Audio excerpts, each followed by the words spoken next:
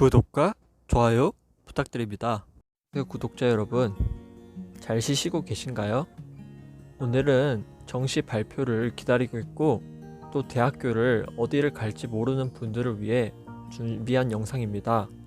같이 영상 속으로 들어가 보도록 하겠습니다.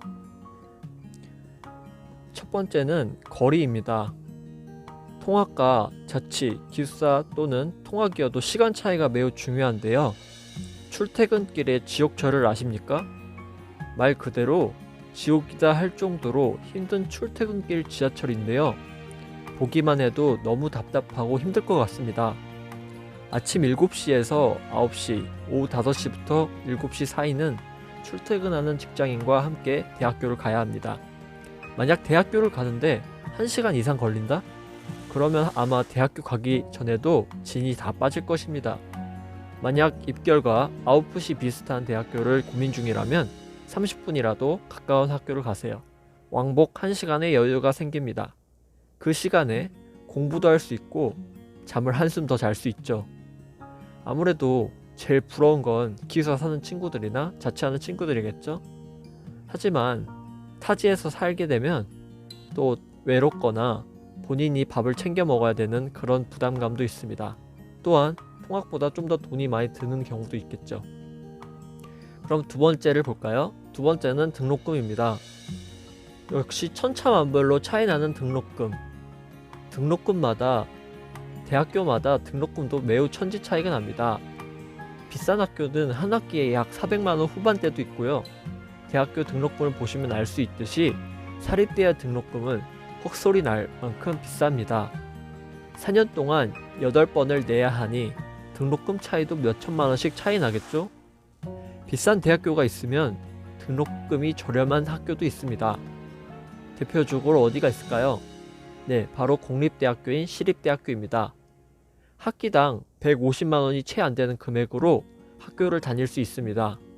시립대가 1년에 250만원 정도라면 다른 학교는 1년에 900만원이라고 가정을 합시다. 그러면은 약 4년 동안 2,600만원 차이가 나네요. 본인의 가정 환경과 또 삶의 재산에 따라 등록금도 중요한 선택의 수단이 될 것 같습니다. 또한 세 번째는 아웃풋입니다. 아웃풋이라는 건 그 학교를 나온 사람들이 어디로 취업하느냐, 또 어떠한 업적을 가지고 계시는 분들이 많은지 이런 것을 통태적으로 아웃풋이라고 볼 수 있습니다. 학교의 아웃풋은 곧 사회의 인식입니다. 지금 입학 결과는 학생들한테는 중요하겠지만 사실 사회에서는 먹히지 않습니다. 생각을 해보세요. 지금 대기업 및 공기업에 종사하시는 임원급들이나 팀장님급들은 지금 입학하는 학생님들의 부모님 뻘 되시는 분들입니다. 그렇게 말하자면 약 20-30년 전에 대학교를 나오신 분이죠. 사람은 기계가 아닙니다. 사람은 기계가 아니기 때문에 동문을 좋아합니다. 가고 싶은 직장에 어떠한 대학교 출신들이 많은지 조사해 보시고 가는 것을 매우 추천드립니다. 물론 지금 나이에는 어디를 가고 싶은지 잘 모르죠. 왜냐면은 저희는 항상 대학교를 가는 게 제일 우선이었으니까요. 하지만 시간 많을 때 한 번씩 가고 싶은 직장에 어떤 대학교 출신들이 많은지 조사해 보시고 가는 거 추천드립니다. 다시 한번 말하지만 사람은 기계가 아니라서 객관적으로 보고 싶어도 어쩔 수 없이 주관적인 요소가 들어갑니다. 똑같은 능력의 사람들 중에 본인 학교 출신과 타 학교 출신이 있으면 본인 학교 쪽으로 정이 가고 눈이 갈 것입니다. 슬프지만 현실입니다. 따라서 수험생 분들은 부모님 말씀도 잘 기울여 들어보세요. 산 증인이시니까요. 자, 여기 보시면 30대 기업의 임원의 21.2%가 해외파라고 볼 수 있는데요. 한양대, 연세대, 성균관대, 서울대, 경북대, 카이스트, 고려대, 부산대, 서강대, 인하대 등 30대 기업의 임원들의 출신에 따라 다릅니다. 따라서 이 그룹이 들어가면은 이 대학교 출신들이 많다는 것이지요. 아무래도 동문들끼리의 그 친화감도 있을 것입니다. 또한 다른 입원들을 보시자면 삼성전자, 현대차, SK하이닉스, 현대모비스, 포스코, 네이버, 아모레퍼시픽, 삼성생명 등 정말 창창한 대기업들이 많은데요. 여기 보시면 대다수가 서울대, 카이스트, 연세대, 성균관대, 한양대, 고려대, 경북대, 서강대, 인하대, 아주대, 광운대라고 볼 수 있는데요. 이 대학교들이 이제 동문들이 많다는 뜻입니다. 따라서 아웃풋을 보자면 어디로 갈지 자기가 짐작이 갈 것입니다. 자, 이제 네 번째입니다. 네 번째는 발전 가능성입니다. 발전 가능성 또한 매우 중요합니다. 최근 들어 학생 수 감소와 고령화 증가, 이제 더 이상 출산율이 늘지 않고 급격하게 줄고 있습니다. 현재 연도에도 출산 명수가 가정당 1명이 안 됩니다. 그만큼 어린 세대가 없어지고 있습니다. 어린 세대가 없어지면 어떻게 될까요? 학교, 교사 모두 줄거나 없어집니다. 대학교가 어디서부터 없어질까요? 학생들이 별로 가고 싶어 하지 않는 곳일 겁니다. 인구, 수도권 집중 현상에 따라 수도권 대학의 입시 경쟁률은 많이 줄어들지 않지만 지방 쪽 대학들은 학생 모집이 힘이 들 정도로 힘이 듭니다. 제가 추천해드리는 대학은 지방에 가더라도 국립대를 가시는 것을 추천드립니다. 나라가 지원해주는 대학교이기 때문에 폐교될 일이 없습니다. 폐교 대신 통합제도 통해 같은 국립대끼리 합쳐서 계속 대학교를 유지할 것입니다. 전문가들은 벚꽃이 먼저 피는 지역부터 도태될 가능성이 크다고 말합니다. 볼 때도 지방사립전문대부터 시작해서 지방사립 4년제, 수도권 전문대 순으로 폐교될 가능성이 큽니다.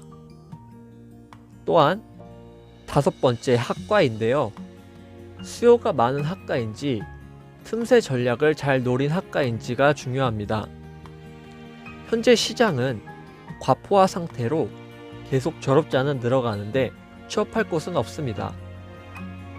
물론 눈을 낮추면 가능하지만 우리가 눈을 낮춰가면서까지 알바 시급과 똑같이 주는 중소기업 또는 안 좋은 회사를 들어가려고 열심히 공부한 건 아니죠. 하지만 이미 과포화 시장입니다. 나라가 필요로 하는 수요가 많은 학과를 가야 합니다. 그렇다면 어떤 과가 있을까요?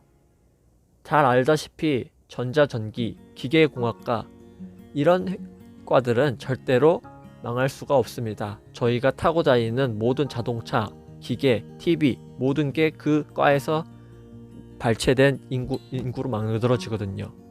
아니면 틈새 전략을 노려야 합니다. 모두가 가는 길이 아닌 나 자신이 헤쳐나간다 이런 마인드로 가야 하지만 리스크 또한 큽니다. 예를 들면 건국대 화장품공학과 같은 경우가 있는데요. 화장품공학과 같은 경우는 처음으로 신설된 학과로 화장품에 대한 연구도 하고 또 효능도 보고 그런 쪽으로 이제 건국대가 만들었습니다. 매우 특색학과죠. 하지만 특색학과도 요즘 잘 나오고 지원도 빵빵하기 때문에 공부를 열심히 해야 들어갈 수 있습니다. 자, 여섯 번째는 본인의 적성입니다. 가장 중요한 것은 무엇일까요? 본인의 행복 아닐까요?